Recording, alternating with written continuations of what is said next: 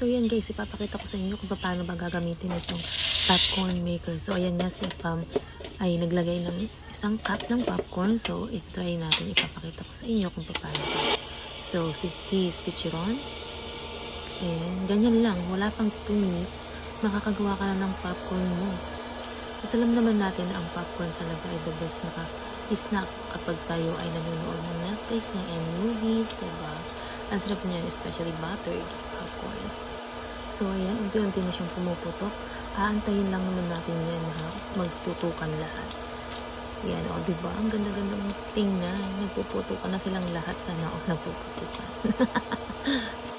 Ano kaya magandang panoorin while having this popcorn? At ano sa tingin mo ang ating ilalagay na seasonings para dyan? Ayun na, malapit na tayong natapos.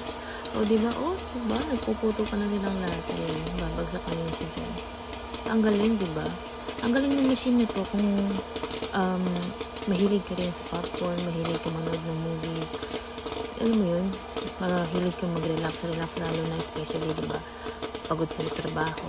O yun, diba? Ganyan lang. Kumuha ka na nito. Naku, try mo. Iginhawa ang buhay mo. Charot lang. Pero syempre, diba? Mabilis lang siya makagawa ng popcorn. As easy as that.